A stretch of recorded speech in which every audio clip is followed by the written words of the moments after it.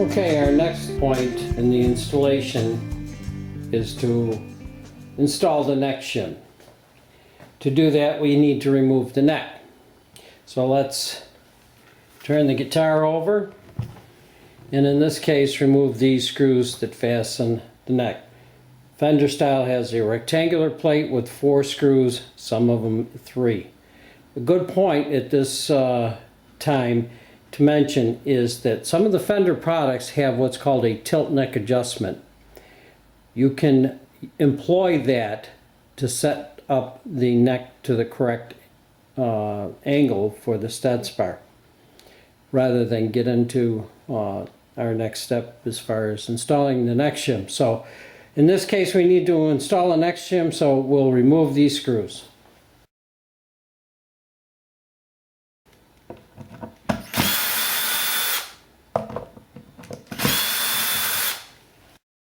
With the screws removed, we can separate the neck from the body.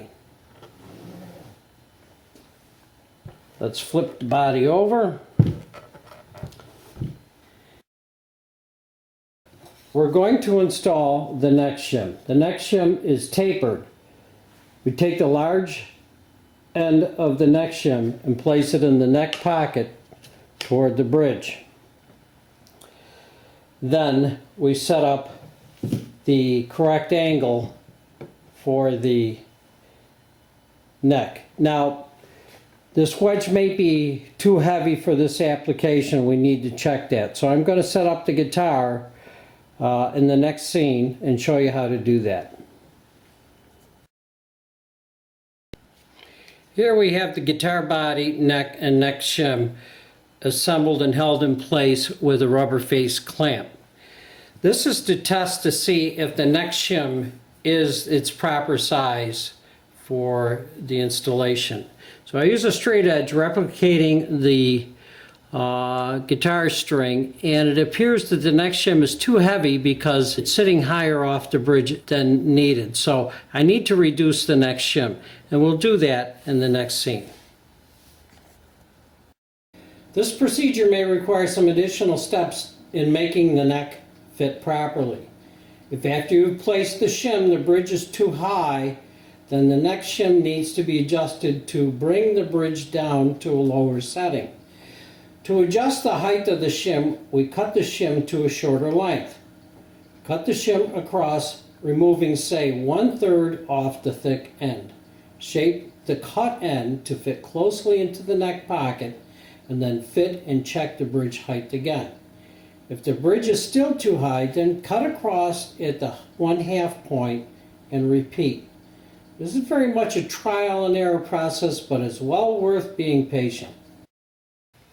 Now we're going to drill clearance holes that we marked from the mounting screws through the neck shim so we can get a proper fit.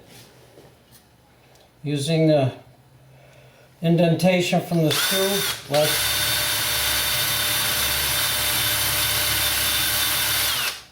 drill a hole, a nice clean hole, and the other one over here.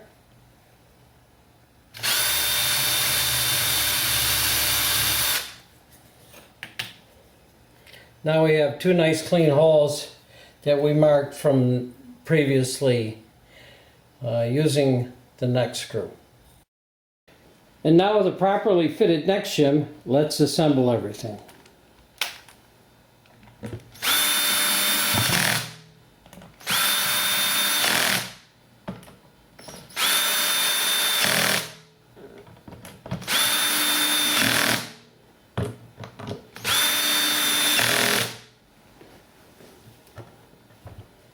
And that completes our Stetsbar installation on a Telecaster style guitar.